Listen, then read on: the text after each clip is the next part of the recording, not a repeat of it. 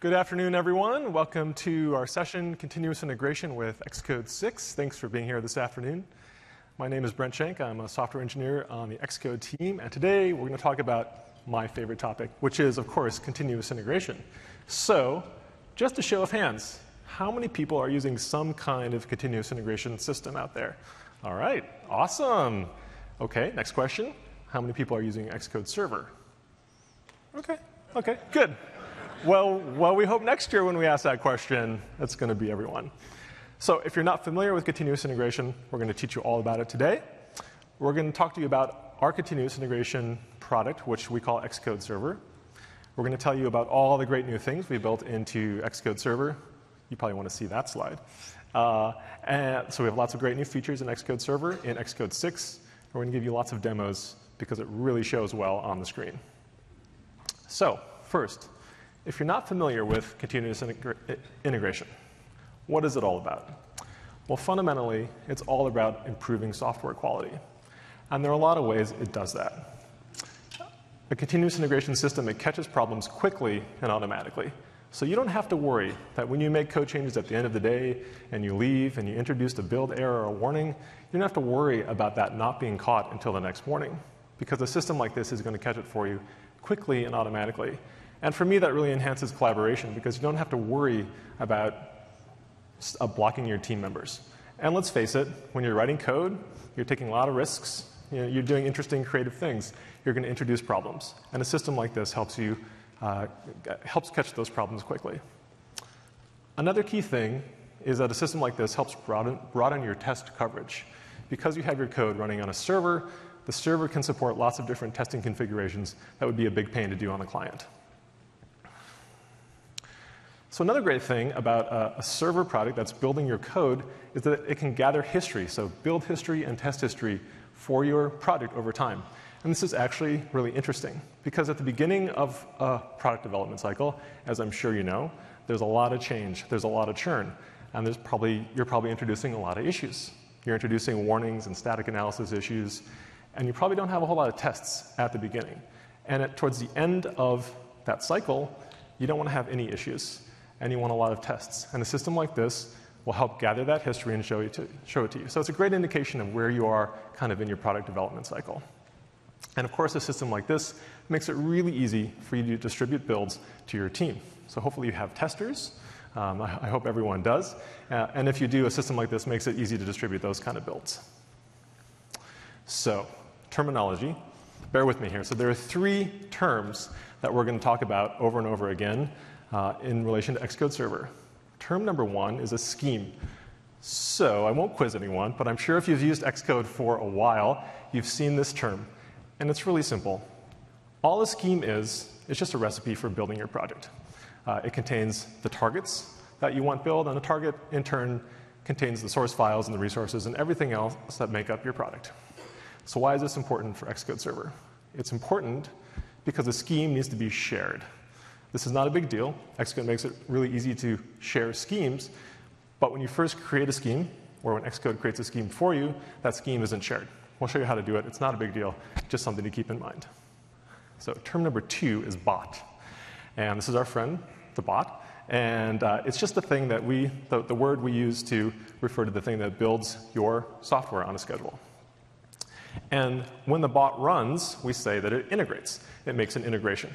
So these are the three key terms: scheme, bot, and integration. So let's take a look in a little more depth at our friend the bot. So what defines a bot? So fundamentally, there are two key pieces of information. One is the project you want the bot to build. That's pretty basic. The second is the SCM information, or the source control information. So where does your project live? So if your project lives in a Git repository or a Subversion repository, and if Xcode can check out your project, then you can create a bot for your project. That's really simple. The next part about a bot is the schedule. So when do you want the bot to integrate? There are a lot of possible options here. You can choose to schedule your bot periodically, so every hour or once a day or even once a week if you want. There's also on-commit bots, and that's a very popular option because it means whenever anyone commits source control to your repository, the bot will fire off an integration. And of course, there's also the manual scheduling too. So, how to build it. So this is where the shared scheme comes into place. The shared scheme tells the bot how to build your project. And you can also configure 3 other options. So do you want the bot to run static analysis? Do you want it to run tests? And do you want it to build archives? And finally, a bot wouldn't be a whole lot of good if it didn't tell you when something went wrong. So we have a great system for notifications. And you can set these up to fire before a bot integrates and after a bot integrates so that you and your team know the results of each integration. So like I said, we call our continuous integration product Xcode Server. And there are 2 parts of Xcode Server, actually. There's the Xcode part, the part that lives in the Xcode application. And then there's the part that lives in the OS X server application. This is important to know. If you try to set this up with just Xcode, you're not going to get very far. You also need to get OS X server. It's easy to get. There's a new preview of that available on the developer website this week. And when it gets released to the public, it's also available on the App Store. So there are 2 parts to it. And some of its features is that it integrates very easily with the Apple Developer Program. And this is really important, because in order to run any of your code on devices, we need to do all the provisioning and certificate stuff. And that needs to know your Apple Developer information in order to do all of that. That's part of the product. We make it really easy to get started with that. And of course, Xcode Server builds any iOS and Mac projects. If Xcode can build it, Xcode Server can build it. And one of the really great features about Xcode Server is that it can run your tests on multiple devices and simulators. So think about it. Before we had this product, if you wanted to test on a couple iPhones and a couple iPads and a couple iPod Touches, you would have to plug each one of these into your development system separately and run the tests on them, and it was a big pain. But now you can plug all those devices into an Xcode Server. You can configure your bot to run tests on all those devices, and it's great. You have that really broad test coverage I was talking about before. And of course, Xcode Server can produce IPA and PKG files, so you can more easily distribute these products. And there's great integration in Xcode. It looks pretty good, too. So like I said, OS X Server is the other part of this equation. Setup is really easy. It's got great features like hosted repositories. And this is where you configure the devices that you want to make available for testing your software. We'll show you a demo of that in just a minute. So last year in Xcode 5, we introduced Xcode Server for the first time. And we were really, really proud of its feature set. When we took a look at the product, and we took a look at what features we wanted to build in this release and future releases, it was pretty clear to us that there were parts of the foundation that we really needed to improve. So we're happy to say we have a shiny new foundation for Xcode Server and Xcode 6. It's much better in all ways. It's faster, it's more reliable, it's super scalable, and it's allowed us to add support for all these great features, like support for Swift, support for performance testing, a new feature we call issue tracking, and probably the most requested feature from the first version was triggers. Thank you. Thank you. Just wait. Just wait. So like I said, we have a great new foundation, super reliable, and it's really scalable, too. So I decided to do a little test a few weeks ago. I took an old Mac Pro that was sitting in my office. It's a 5-year-old Mac Pro. It wasn't doing anything. It was a nice footrest for me. And I set up Xcode Server on Xcode 6 on it. And I decided to add a few bots. So I started with a small app. I started with the WWDC app that you have today on your devices. I created a bot for that. That went pretty well.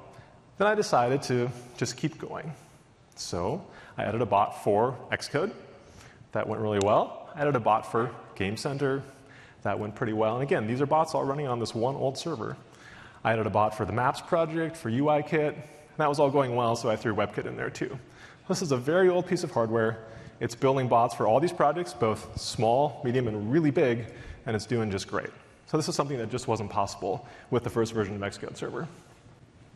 Triggers. OK, so we heard you. You asked for this loud and clear, and we have a really great story for triggers. So we support triggers both before an integration starts and after an integration runs. And there are lots of interesting reasons for supporting both of these. There are a number of conditions you can specify that determine when a trigger runs. And there are 2 types of triggers. There's a shell script trigger and an email trigger. So what's really cool about the shell script triggers is that you can do anything you want to do, right? It's just a shell script. And we provide a number of environment variables that you can leverage in those shell scripts. And we'll see a few of those in the demo in just a little bit. The email reports that we provide, you can configure them to show you just the minimum amount of information, which is just like the build errors and warnings, or you can customize those and make them really rich and add all of the issue tracking that we do. So speaking of issue tracking, what is this?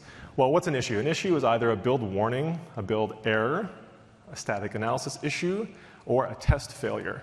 And issues are important. You don't want to ship software with issues. And in fact, we have a policy, a really good policy on the xcode team, which is if there's a build warning or static analysis issue in the source space, that's a P1, and that's what we work on. It's important. We can't ship with these things, and you shouldn't ship with them either.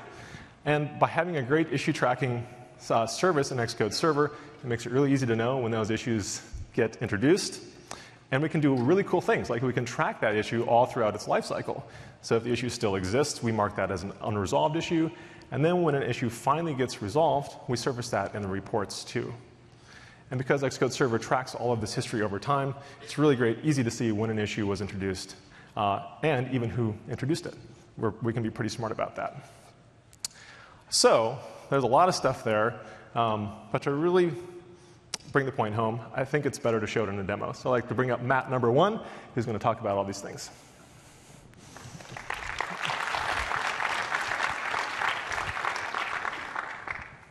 All right, thank you so much, Brent. And as you heard, we got a lot of really great new features in Xcode Server and Xcode 6.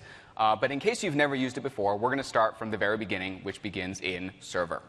So we have OS X Server installed on this machine, which you can get from developer.apple.com. You need the preview to work with Xcode 6 beta that you all got this week.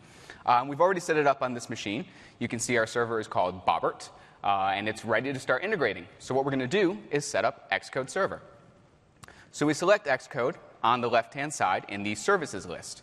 And the first thing that we ask you to do is choose which version of Xcode you're going to be using. So you do need Xcode installed on your server machine in order for Xcode Server to work, because that's what actually does all the building.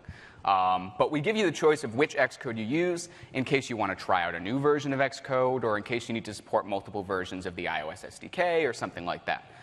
So we're going to select the Xcode that you all have a copy of right now.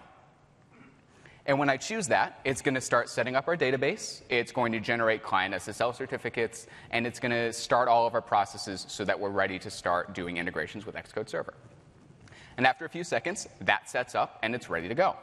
Now, if you're doing Mac development only, that's all you need to do. You can stop right there, all set, good to go. But because we're going to be testing on devices, and everything that we do on iOS needs to be code signed, we also need a way for Xcode Server to be able to do that code signing. And for that, we're going to join an Apple Developer Connection team. So to do that, next to the Developer Teams label, there is an Add button. So we'll choose that. And then you sign in with your Apple ID.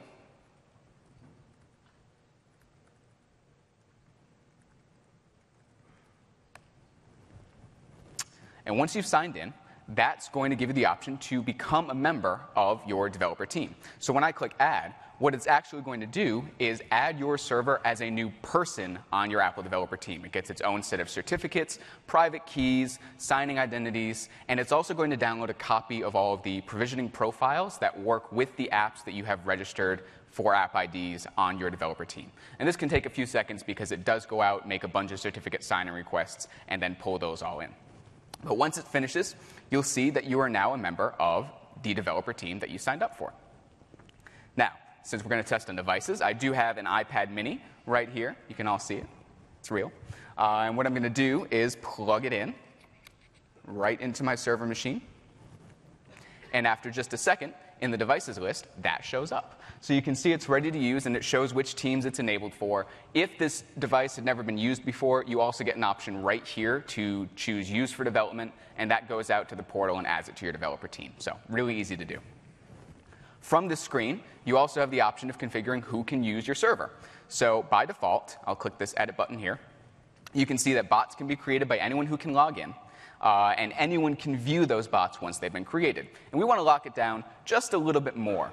So I'm going to choose only some users can create bots. Administrators is fine for me. But I'll turn view-only access for everyone back on. So that's pretty good for me. I think that's a good set of access controls for my server.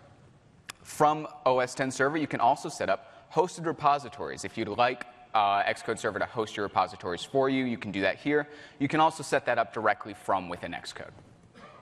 But that's all we need from Server for right now. So I'll close Server, and we'll head back over into Xcode itself.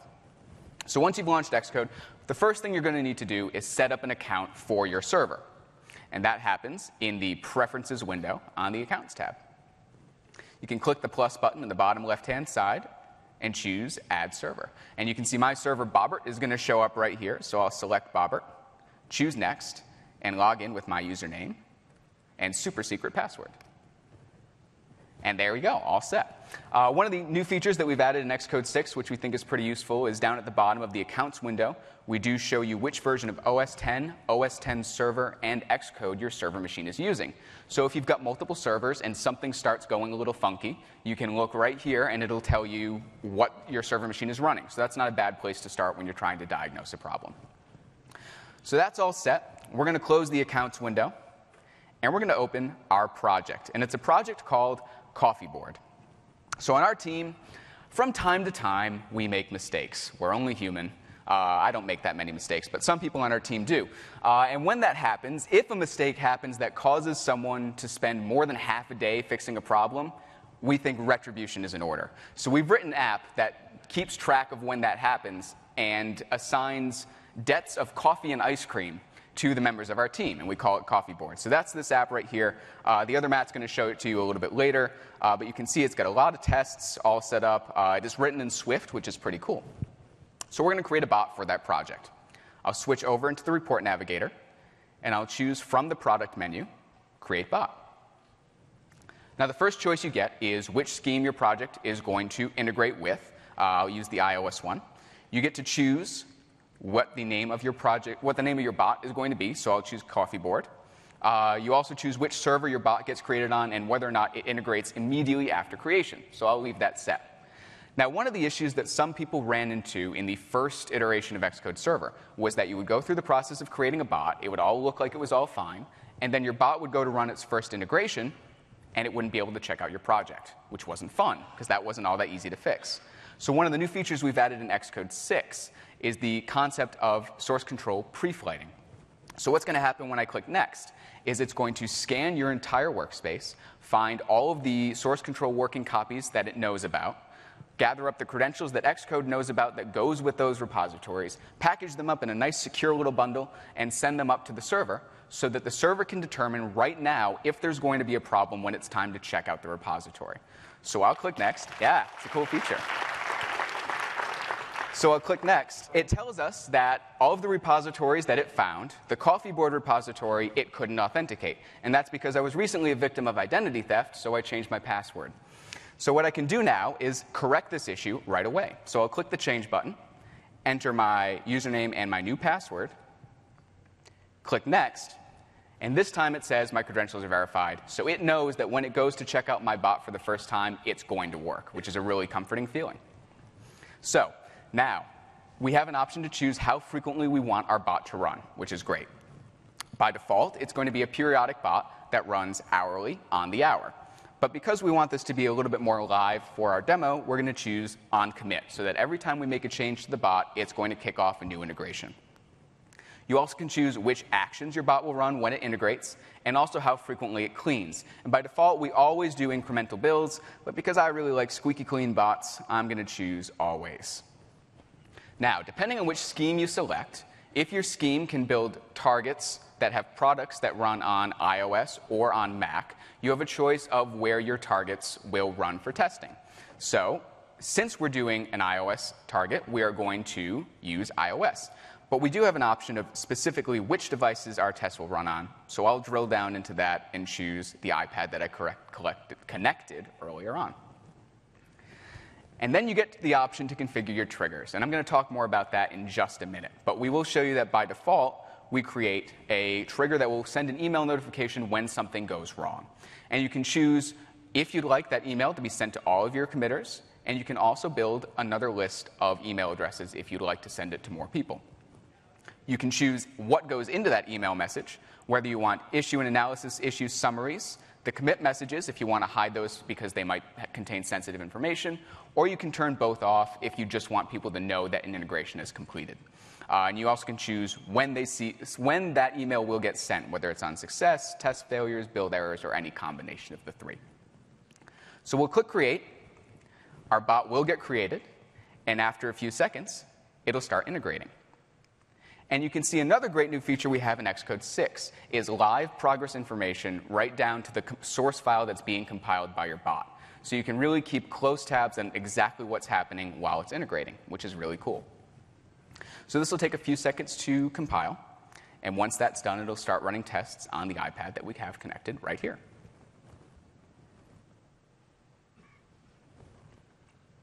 And I know you can't see it, but it's unlocked the iPad. The app is launching.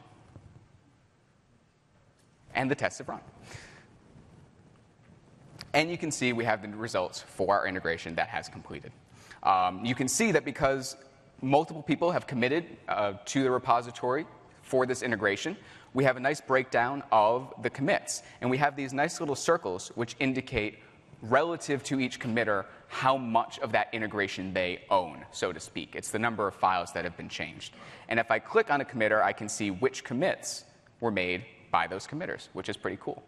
But because a single integration isn't that exciting, we're going to switch over to our other machine, which has a bot that's been baking for a few days. So you can see this bot has been running for quite a while. I've gotten taller, if you've noticed. This bot has been running for quite a while, and it's got a much more interesting history, which is a great way for us to show off another new feature that we're really excited about, which is our issue tracking feature. So if I select integration number 4, you can see that it shows we have no errors, 1 warning, 1 analysis issue, and 6 tests ran successfully. But these warnings and issues are new in this integration. And you can see that Xcode Server is smart enough to notice that because it puts a +1 under each of those circles, so that we know that these were just recently introduced. And you can see here in the issue summary, it also says new issues, 1 warning, 1 analysis issue. Well, I came along and fixed that warning. So in integration 5, you can see that it says resolved issues, warning, unused variable. And it knows, based on the file location of these issues and the message that the issues generated, that this is exactly the same issue, and we can safely say that this issue has been resolved. So that's a really great way to keep an eye on the health of your source base. Really, really cool. We also have here logs, just like you would see for local projects integrated in Xcode. And you can even drill down into them and see the same kind of view that you would expect from looking at these from a local product, which is really cool. But now I want to show you probably what was the most requested feature from the first version of Xcode Server, which is triggers. Triggers are really cool, and we're really excited to show you what they can do. So we'll start by talking about how we work with them on our team. We have a friend. His name is Jeeves. And he sits in our messages chat room all day long answering useful questions for us, like, what's the weather like? For instance, you can see in Cupertino, it's 77 degrees and partly cloudy. Of course, here in the beautiful city of San Francisco, it is a good 12 degrees colder, which is to be expected. But Jeeves is really helpful. We really like having him around, and it's very helpful to our team to be able to get that kind of information on the fly. But we want to supercharge this with information from Xcode Server, and the best way to do that is with triggers. So we'll switch over into Xcode, and I'll put that up so you can see it side by side. I'm going to edit the bot, and most of these settings I'm going to leave the same because we're not really changing much about the bot. And you'll see as I click Next, it will revalidate those credentials that I set up earlier to make sure nothing is broken in the meantime. We'll leave all of that information the same. But when we get to the trigger screen, I'll choose Add Trigger and select Run Script. Now, I've already got some triggers written down here. This is a Ruby script. They're shell scripts by default, but you can put a little shebang at the front here and run using whatever interpreter you'd like. And all this does is it hits an HTTP endpoint that we expose on Jeeves, and it uses things like the integration number and the bot name to build a message that will show in our chat room. So I'll select all of that and paste it into a trigger. And I'm going to do the same for a post-integration trigger. And these are just a little bit different. You can see I actually use the failure count, error count, and warning count so that we can provide even more information in our chat room.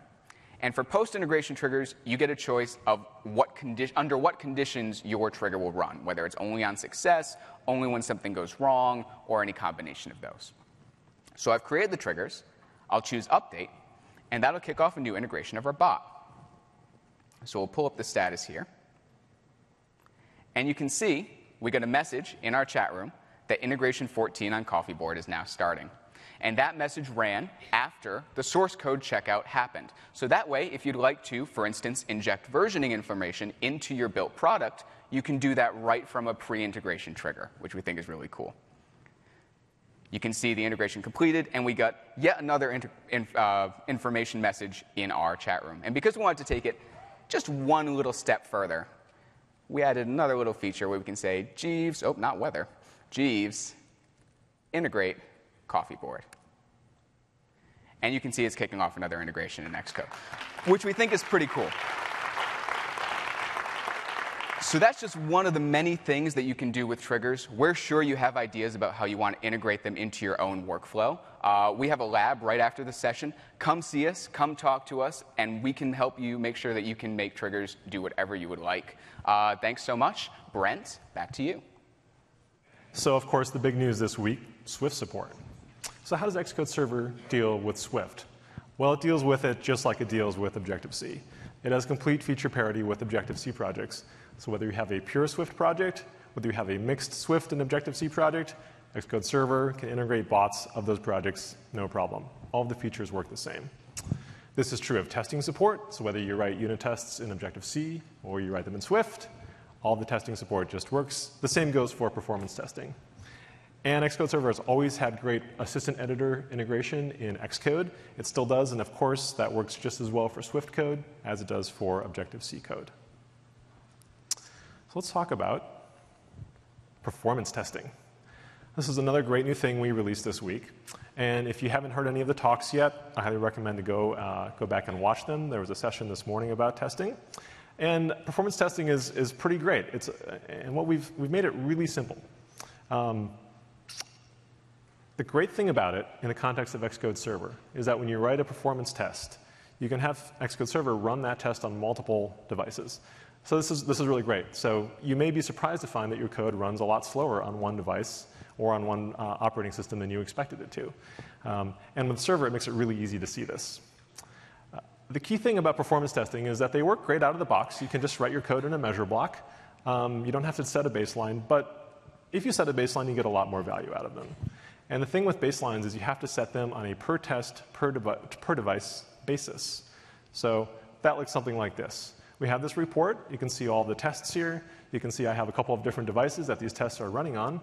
And in order to get more value out of these, I need to set a baseline for each test, for each device. And this is the UI that does that. We'll see more of that in a minute. So in case this is new to you, this is what a performance test looks like. It's really simple. This is what it looks like in Objective-C. Any code in the measure block here is going to get executed 10 times. It's that easy. And in Swift, we have also a measure block. It's actually a closure, but it's still called measure block. That's the API. It's the same thing. So to show you all of this in action, I'm going to bring up my office mate, Matt number 2, who has the loudest keyboard I have ever heard, to show us a demo. Come on, Matt. Thank you, Brent.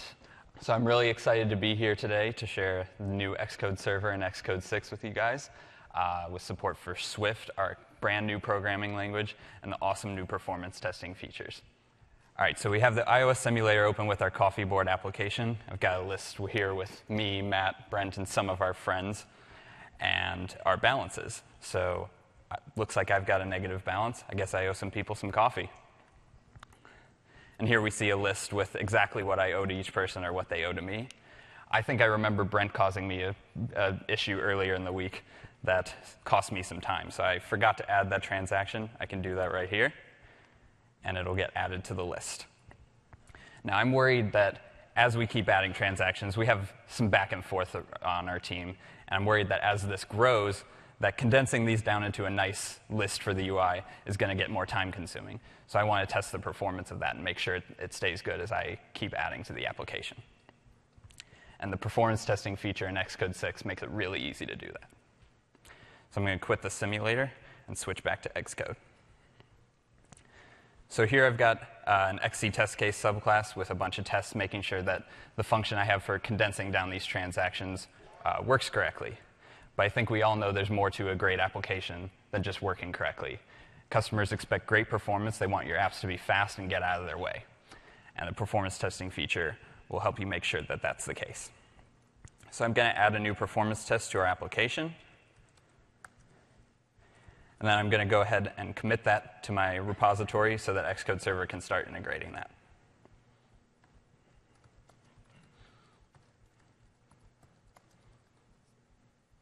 And we'll push that up. And while it's doing that, I'll take a closer look at what this test is actually doing. So it's just like any other unit test. It's just a method on your XC test case subclass. Starts with the word test, takes no arguments, returns no value. First thing we do is create a list of transactions that we're going to merge. And then I don't want to waste any time measuring that, so I do it outside the measure block. And that's the next step here. We call this measure block function and pass it a closure. And whatever code's inside there will run multiple times and measure the time each iteration and average those together and report that to you. So I think our integration is finished completing, so I'm going to go take a look at that now. We have this lovely test report that's new in Xcode 6. It breaks down exactly what happened in each test. I can see our performance test is here in the list. And we've got this new column for time that reports the average time that each iteration of that test took. Looks like this took 0.15 seconds on average. That seems pretty good. If I click that time, then I can see a breakdown by device. I've only got the one device plugged in right now, but I could have several, and they would each have their own time measurements. Now, Xcode's telling me something here. It's telling me that we have no baseline for the time performance metric. And that's because when you first add a performance test, Xcode's not going to make any assumptions about what's good performance and what's not, because every test is unique and every device is unique, and we don't want to make any presumptions. So we'll report the time for you, but we won't try to fail your test based on how it performs. If you have any assertions in your test, we'll fail based on that, but that's it. But when I keep working on this application, I want to know if this performance gets worse. I want Xcode Server to notify me when that happens by failing my test. And so to do that, I can set a baseline for this test. And to do that, I click the time for this particular device, and I can hit this Set Baseline button. And what happens when I click that button is that Xcode updates its project file with entries to say, for this particular test, and for this particular kind of device, like iPhone 5S, iPhone 4S, iPad, that this is the performance standard, that if we significantly regress and get slower than this number, that should fail our test. And the interesting thing about this getting added to the project files is that they get committed with source control. So I'm going to go ahead and do that now because I want our bot to be able to use them. You can see these are just property lists. You could edit them by hand if you want, but we've got a nice UI in that test report for managing those baselines. And so I'm going to push that up and let Xcode Server start integrating that. And while it's doing that, we can look at the test report here. We have a lot of filtering options here. Like, we can show only failed tests, which I don't have any of, which is great. And if we want, we can just focus on the performance tests, like the one I just added. If there's a particular test I'm interested in looking at, I can search by name and filter to just tests that match that name. Or if I'm interested in what the code is for a specific test, I can click this little button here and jump right to the code for that test.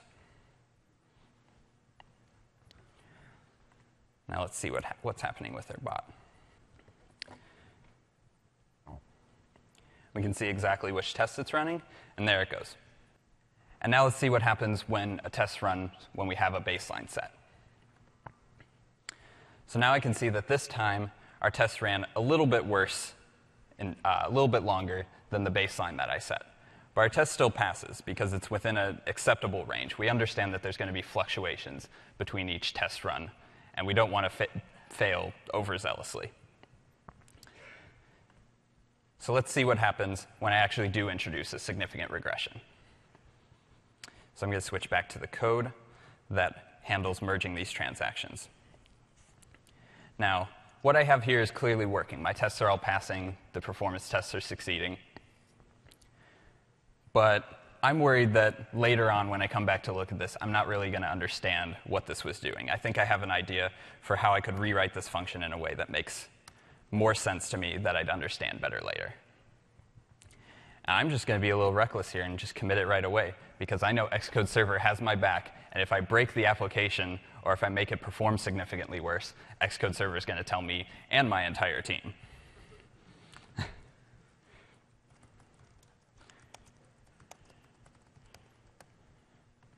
I'll push that up and let that start integrating. Now, I'm really excited about this performance testing feature, but they can make your test workflow slower. So Xcode Server gives you a great way to keep your speedy workflow, but still take advantage of these performance tests. Now, they'll run slower because we're running several iterations of what is ideally significant work. Otherwise, it wouldn't need testing. So you can set up one scheme that Xcode Server runs that runs all of your tests, including your performance tests, and another one to run locally that just runs your quicker ones. So you get the best of both worlds. Now, I think I saw Jeeves tell me that my integration was done. Oh, no. It looks like I have some failing tests. I guess that new merge function wasn't as good as the old one. Looks like it is performing 137% worse. That's pretty bad. I don't want to ship that when we ship our application. But I'm a little busy to fix it right now. I'm busy giving a WWDC presentation. So I'm going to trust that our notifications let my team know and that someone else will take care of fixing that. All right, I'm going to go ahead and hide Xcode. And I have one more thing that I want to show you guys. So last year, when we introduced Xcode Server, we gave a great way to give high visibility to what all of your bots were doing inside your office. And we called it Big Screen, and we have a new, beautifully updated version of Big Screen that I'd like to show you now.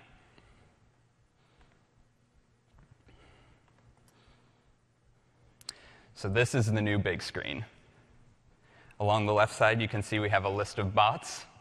These are all the bots configured on our server. We got a little punny on our team. And we can see that below each bot name, we have icons indicating what kinds of issues we might have on those bots. So Coffeeboard clearly has test failures and a performance regression. Oh, but it looks like someone started a new integration on there. I hope somebody came along and fixed my mistake. Now, when we focus on each bot, we show the counts of errors, warnings, analysis issues, tests, or test failures if some are failing. And we even show the change in those numbers from the previous integration. Along the bottom, you can see the list of committers. And you can see even if we have issues that we've attributed to them, how many they might have. And it looks like Coffeeboard finished integrating. Our tests are now passing, which is great. It looks like somebody came along and fixed my mistake. Looks like it was the other Matt. So applause for him.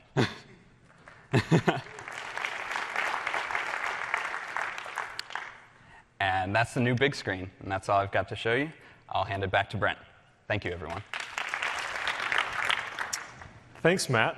Those are great demos by two great guys, both with the same name. So,